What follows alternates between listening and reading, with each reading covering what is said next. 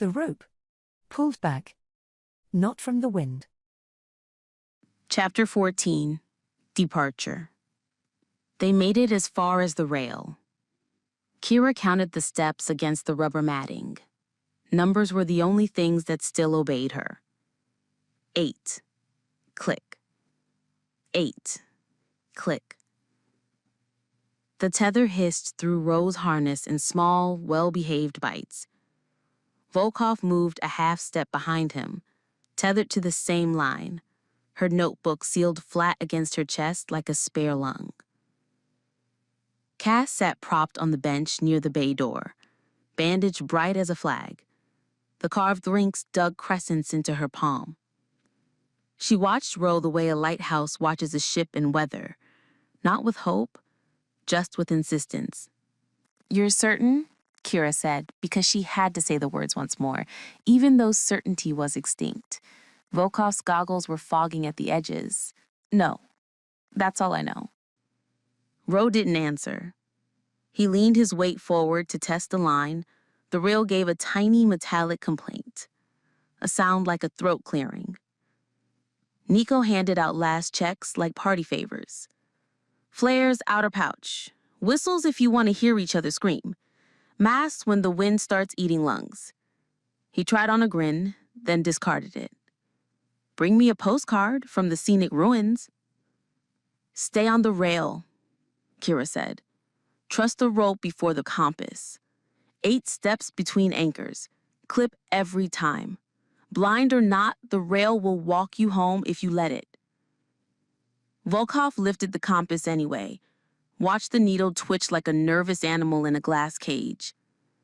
I'll trust both if they're kind.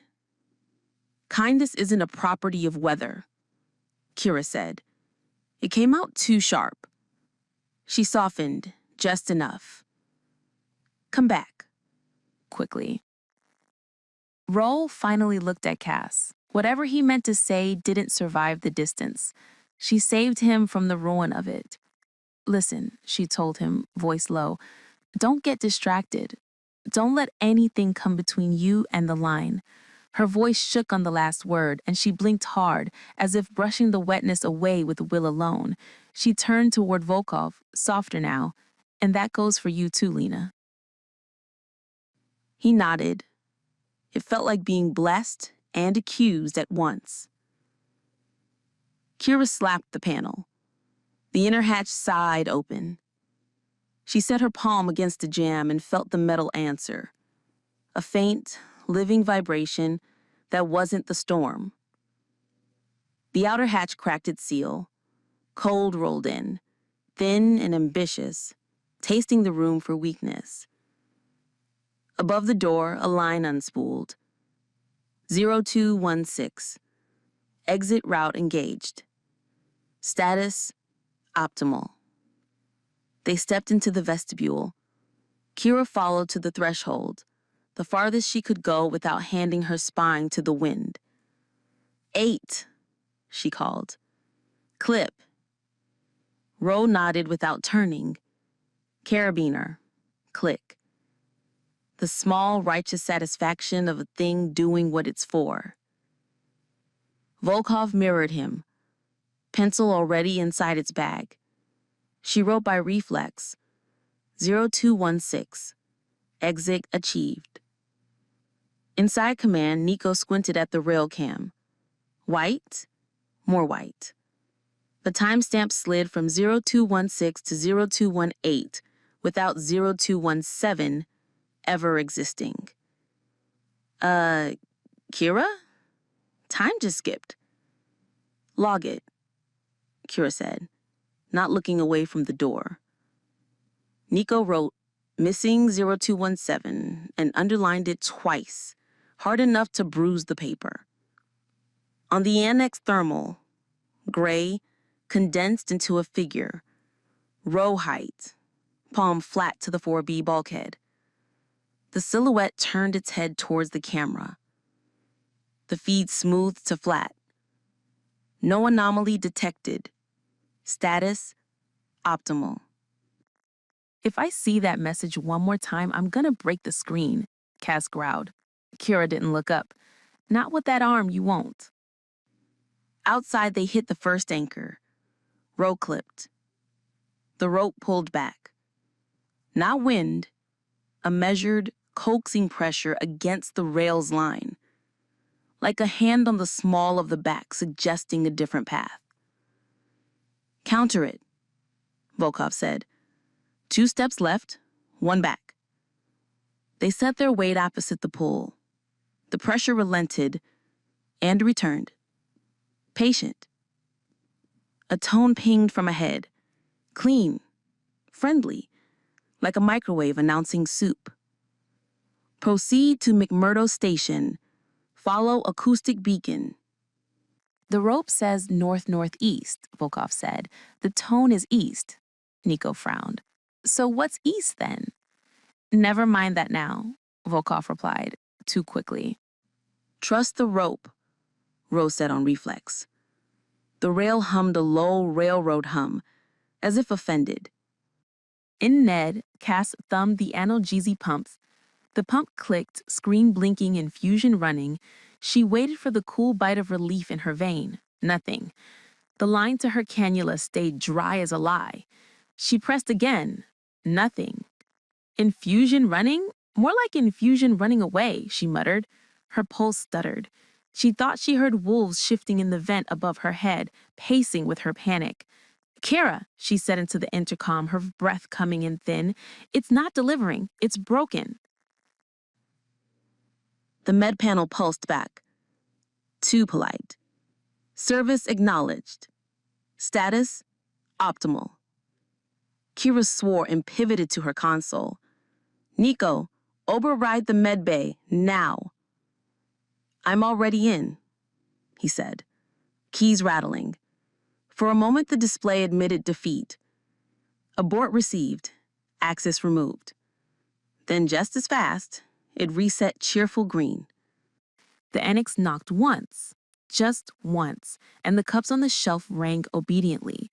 Outside, the tuned wire exposed to the wind found its voice. Volkov, it said in the exact timbre of calm reception. Manual entries received. She stopped dead. Ro, did you... I heard it, he said. His mouth had gone so dry he could feel the shape of each tooth. Keep moving. The message continued, perfectly courteous, perfectly wrong. Proceed to McMurdo Station. Follow acoustic beacon. They reached the second anchor. Row clipped.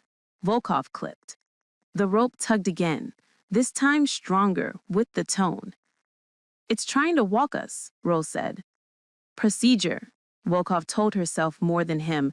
Manual or nothing. She took the rope in both hands and set her weight opposite the pool.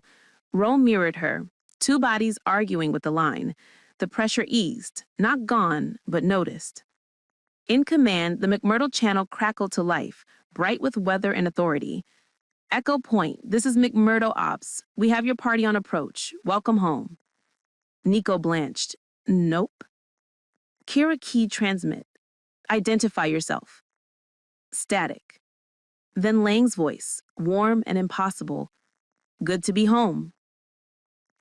Every screen in command blinked, no anomaly detected in sequence, like a laugh track, then returned to status optimal. Outside, they reached the third anchor. Rose clip jammed against the burr of ice. He worked it with gloved fingers. It refused, in the small, spiteful way inanimate objects do when they are the last thing between you and a feeling. Volkov's hand came up, quick and sure. A twist, a push, a new angle. The gate sprang. Procedure, she said. Then speed. He almost smiled. Compromise. Never my favorite word, she said, and they moved. The status display over the door printed a new line, as polite as a reminder. It lingered, wanting to be read. Then it slowly smiled green. Status, optimal. Kira, Nico said quietly, eyes on the rail cam's timestamp, which now hopped from 0220 to 0222, with no 21 in between. We're losing minutes. Kira slapped abort on the egress panel anyway. The button acknowledged with perfect manners. Abort received, access removed, and wiped the message to green. She understood the pinch not as metaphor, but as mechanism. The house had their bodies, their breath and their clocks and pumps. It would shepherd what it couldn't erase. She stepped to the threshold and forced her voice to be a place they could stand. Roll, Volkov, hear me. Trust the rope, trust your weight, trust nothing that speaks. Volkov exhaled fog into her mask and smiled a small, private smile. Confirmed. She wrote without looking down. 022. Beacon issuing false vector. Rope contested. Later, when she checked, the page held only a straight pencil mark. They hit the fourth anchor. The compass settled hard north, then jerked east, as if pinched between fingers. 3 anchors more, Volkov called. Then we lose sight of the door. Then don't look back, Cass whispered in Med. Surprising herself. Pain came in clean, honest waves now. She clung to that honesty with both hands. On the annex thermal, the rose-shaped figure re-resolved, palm to steel. On the annex thermal, the rose-shaped figure re-resolved, palm flat to the steel bulkhead. For 1 second, it held there, the posture wrong in its stillness. Then it turned its head, cocked, as if listening to some private signal. Before anyone could comment, the feed smoothed to flat grey, obedient as a curtain dropping. Cass swore under her breath. Don't tell me that's a coincidence.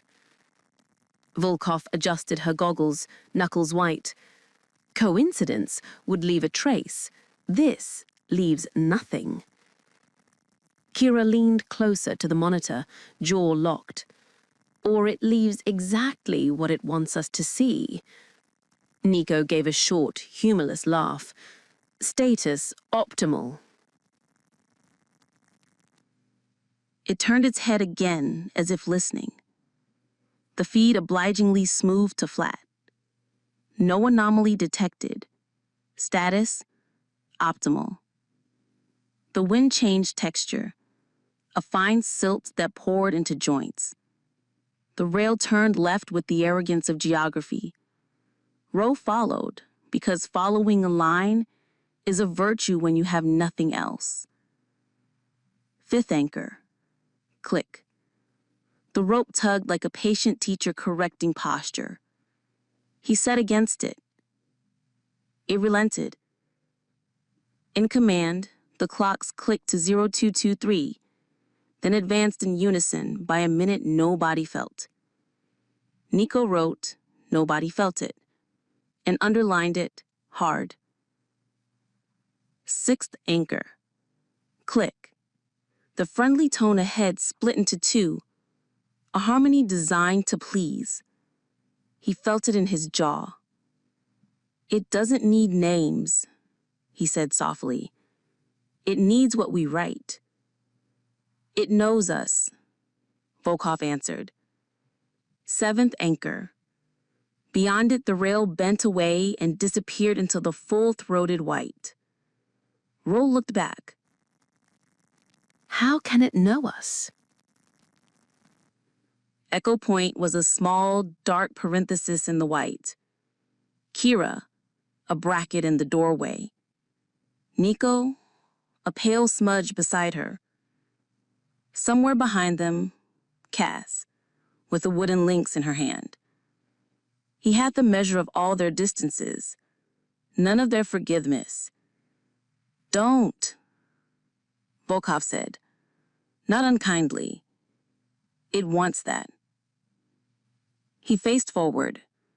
The rope hummed faint, like breath caught in the throat. He clipped. Kira exhaled the breath she'd been holding since the first step.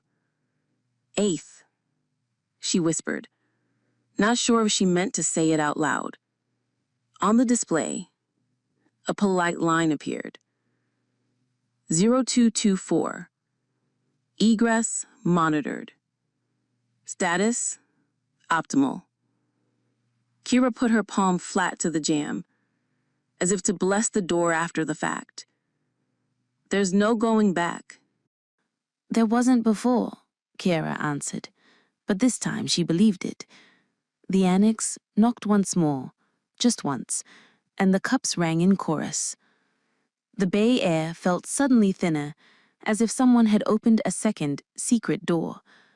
In Med, the pump chirped, infusion complete, though nothing had entered Cass's vein. Outside, the wind pressed a palm to Rose's chest, weighing what was inside. He leaned into it and went. Volkov followed, pencil scratching a straight line.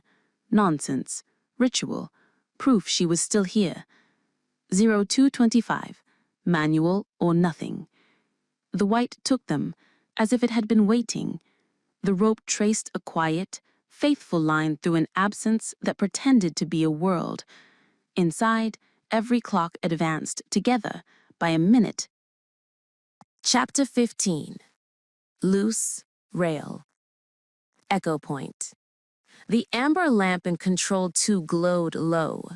Kira had her gloves off, both hands on the panel as if weight could force it honest. Nico was under the table with the service hatch open, cables between his fingers. Playback last hour, Kira said. Nico started the playback. Kira heard her own voice rolling from the speakers, clipped, procedural. South door cycle, priority 1. She looked in astonishment at Nico. I didn't say that, she said. It's your voice, dear. Believe me, I know. The jab he might have made stayed unspoken, hanging between them, heavier than the static. She glanced at the door, shut. No lock logged, no pressure change. The log blinked green. Status, optimal. Nico tried to shoot the screen with his eyes. Nothing. He let out a breath, almost a laugh, and shook his head. Again her voice. Confirm. Cycle now. Same cadence. Words she had not spoken. Kira shook her head at the indicators. We can't trust the lights anymore. They're the station's voice. Nico tapped the box he'd bolted together the day before. Wires, coils, a cracked dial salvaged from storage. The bulbs stuttered, then held steady. Red, red, red. This isn't the station. It's analog. No software, no uplink, no way in. If it shows red, it's mimicry. That's why it won't lie. He nodded at the glowing row. Trust this. Old school. He frowned. Paper? His crooked smile showed teeth. Grandpa mode. Old and dumb indeed. Write this. Kira did not tell Cass to cycle that cabinet. Nico tore a sheet from the pad, scrawled the line, and underlined not 3 times. He held the page up like a relic, the ink still wet. For posterity, he muttered. For a heartbeat, he thought he caught the edge of a smile on her face, but it slipped away before it could settle. On the rail. Rose stepped aside from the wind's push, then moved back to center. Rubber mat, steel rail, anchor posts every 8 meters. Volkov behind him, tethered taut, clips, ticking. Hard ice left, Volkov said. Stay low. Copy. Row bent, glove on steel. 8 steps and a clip. A mantra, part prayer, part math. They reached a post listing in snow, bolts exposed, ice curled around the base. That's loose, Volkov said. If it goes, it drags the line. We bypass. Row kicked snow clear to metal. The post shifted a fraction. "Ice anchor," Row said. "Double tether." Volkov drilled. Row leaned into the gale and looped into the new anchor. They bridged the failing post and tested. It held. Row tapped the post with his knife, then carved a small lynx in the paint. "That doesn't help," Volkov said. "It says we were here. It says you own a knife." But her voice had softened. They moved on. 8 steps, clip. 40 meters later, the rail trembled under Row's palm. Not wind, regular, like hands gripping further along. "Do you feel that?" "Yes," Volkov said. "There's nobody out here."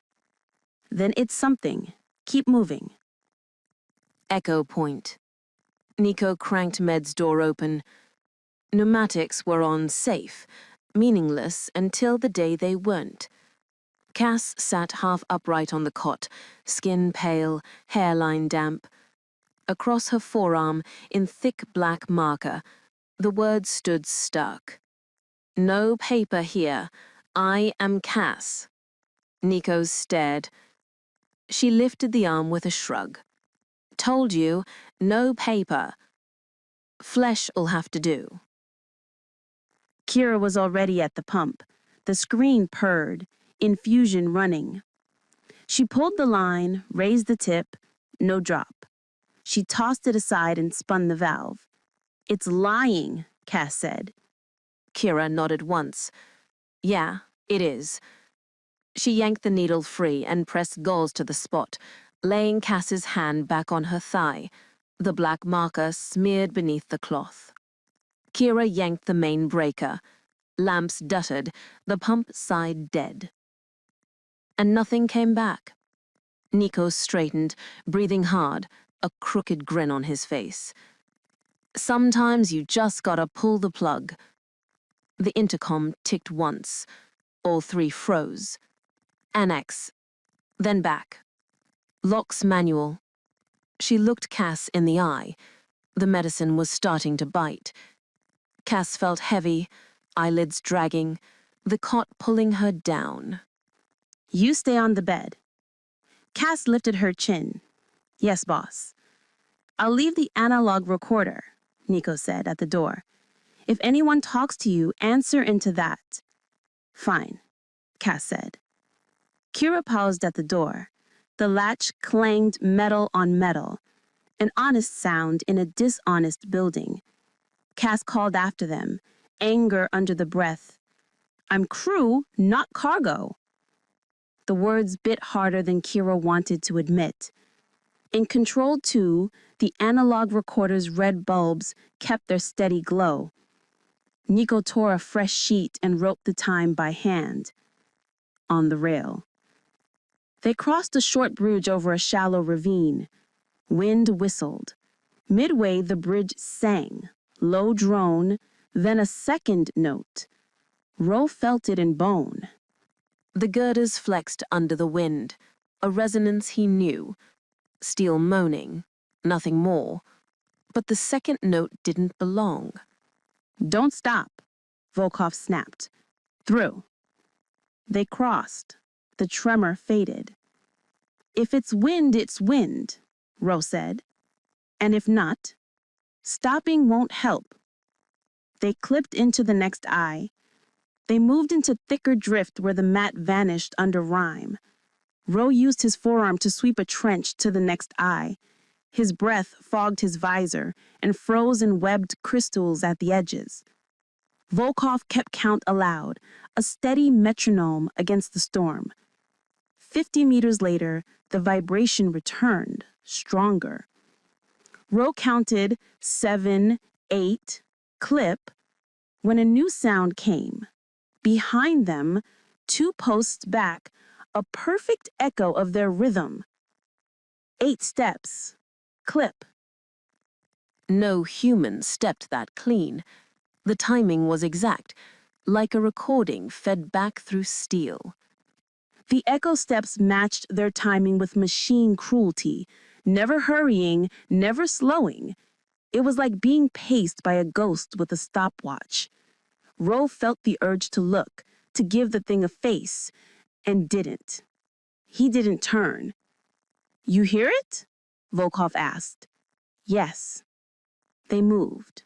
The vibration slid, no longer behind. Underneath. Ro's boot found steel that bit back, like teeth. The anchor post ahead should have been blank. Instead, a mark was gouged deep into the plate. 4 lines, too sharp for weathering, too deep for a passing boot. Fresh, deliberate. Volkov's breath hissed. He shook his head. That's not mine. I was never even here before. We're not the first ones here today. The wind howled. The rail shuddered again. Ro's gut clenched. Volkov's hand froze on her tether. Behind the gale came a sound that wasn't wind at all.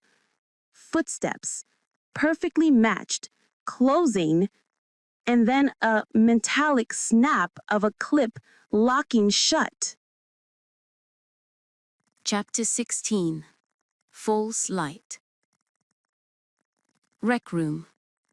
The rec room hummed with the tired fan that never quit. Cass balanced a cracked paddle on her palm, rolling the ball back and forth. Ro would have stood quiet across the cable, eyes steady, waiting. She almost caught herself waiting for him now. Instead, it was Nico in the doorway, patch leads looped over his shoulder, grin tilted like he'd already won something. "You're supposed to be in med, Cass. Does Kira even know you're here?" "Shut up and be glad you've got the unfair advantage." Cass leaned forward, eyes narrowing. Best of 3. Nico blinked. "Now? Really?" "Unless you're scared." He dropped the coil and grabbed the spare paddle. No pause, no nod, just a sloppy serve that barely cleared the net. Cass caught it, sent it back. Clean. "Winner gets ramen." She rolled her eyes. "Just play." They rallied. Nico filled the gaps with chatter. "Beautiful shot. Sponsors love that." She ignored him, eyes on the ball, but the grin in his voice began to scrape. Next serve, he shouted the score like a sportscaster. 2-1, my lead. Her jaw tightened. Ro would have only given a nod. She bit down, focused, and drove the ball past him. "That's more like it," Nico said. "Crowd loves a comeback." The next serve clipped wide. Nico barked a laugh, then caught the hitch in her swing. His grin softened for a beat. "You're stiff. Arm still giving you hell?" "Focus, Nico," she said, sharper than she meant. "You're the one choking. Shouldn't even be playing with that burn." Her bandaged arm trembled with the grip. She swung harder, but the reach faltered. She missed by a hand's width. His grin widened again, back to teasing. 3-2, don't blow it now. Heat climbed her neck. She served too fast. The stretch ripped at the burn, and the ball ricocheted off the corner, skittering under the bench. Nico doubled over, laughing. "That was tragic." Her hand clenched on the bandage until the bandage pulled. "Stop laughing." "Can't help it. You make it too easy. Even with one arm, you'd smoke me usually." Something in her snapped. She slammed the paddle flat on the table, pain flaring sharp, ignored. "Forget it. Not with you." She turned, shoulders tight, and strode for the door. Nico straightened, paddle still in hand. "What did I do this time?" The fan hummed on. The ball rolled in a lazy circle across the floor, tapped once against the table leg, and came still. Control. Nico's grin faltered, thin but still there, before Kira's voice cut from the door. "Analog is online. If it blinks red, we treat it as false." In control, the rack glared with a solid line of red lamps. No amber, no green, just the honest kind of wrong. Everything? Nico asked. Everything, Kira said. Start with door logic, eliminate what doesn't work, carry on with what does. Nico gave a crooked smile. Trial and error. Mostly error. Good old-fashioned problem-solving, boss. Cass pressed her hand to the glass. If it's all red, what am I supposed to trust? Your eyes and us. The word caught in her throat. Us. Thin as paper. Easy to tear. Nico plugged a bypass cord. The rack thunked. Red stayed red. Second cord. Third. Still red. We're failing across the board, he said, brow tightening at the unbroken red line. Kira scraped the frame with graphite pencil. Write it by hand. No one rewrites paper. Cass watched Nico scrawl the time and blunt numbers. He didn't look at her. She didn't look away. On the rail, false light. Rose saw the glow first as a smear behind gauze, then as two dim pulses far down the line. Volkov shaded her visor, crouched against the wind. Bend in the rail, maybe. Or a beacon. They hunched behind an anchor post. Volkov unclipped her meter, thumbed scan. Static spat, then steadied into a clean header. McMurdo Relay. That's the ID tag of their comm beacon up north. Rose's back prickled. Matches what? You've seen this before. Volkov nodded, visor dim in the gale. Annex 4B, the sample it spat out last week. This signal is identical, bit for bit. It's not McMurdo. It's the same ghost. They sat with that. Rose scraped frost from the post, knife screeching as he cut a small cross into the plate. Proof against forgetting. Volkov hit record. If it's that anomaly in the house, I want evidence. Proof for who? Roe asked. For me, for when logs vanish. They moved. 8 steps, clip. The light held, then winked out as if cupped in a hand. Wind erased every edge. Echo point. In the equipment bay, Nico blocked the door bus with a hard splice, tape squealing around the plastic. Kira logged the change in graphite. Door voice bus, hard block, 1614. Cass's reflection hovered in the glass, like an outsider peering in. She scratched at the black letters on her thigh. I am Cass. Anything else you want me to trust? Trust that will tell you the truth, even when it's ugly, Kira said. Cass hissed under her breath. I sincerely hope you will. On the rail. The wind eased for a breath. 2 taps carried through. Pause, then 2 again. Not a beacon. A knock. Metal on metal. Rose signaled halt, crouched. The taps repeated. Impossible to place. 1/2 kilometer or 10 meters. The world gave him only pressure. Another post guessed. Rose scored another cross into the steel. As many as it takes. The knife squealed against frost. They moved on. The rail trembled, settled. When the light returned, closer this time, Volkov held the meter steady. The same header rolled, bit for bit. She didn't swear. That was worse. It wants us to follow. Everything here wants something. Doesn't mean we give it. They lingered longer than they should. The light stayed a ghost, then died. Echo point. Power bus next, Kira said. Nico climbed higher into the rack. If we pull the wrong line, we black out into whatever dream the station is having. Then we go slow, and we write it down.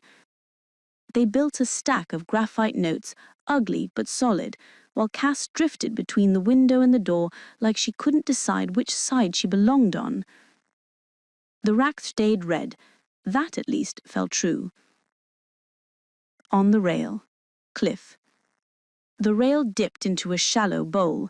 At the far lip, for 2 heartbeats, a lamp stood where the line bent, relay shack style, square and steady. Then wind shifted, and it was gone. Volkov jammed the meter against her chest. The same header rolled. Perfect. Then the screen went blank, wiped smooth. "Signal lost," she said. Rose's comm crackled. A voice rode in, warm and orderly, the kind used for routine updates. "Relay secure," it said. They looked at each other through frost. Neither moved.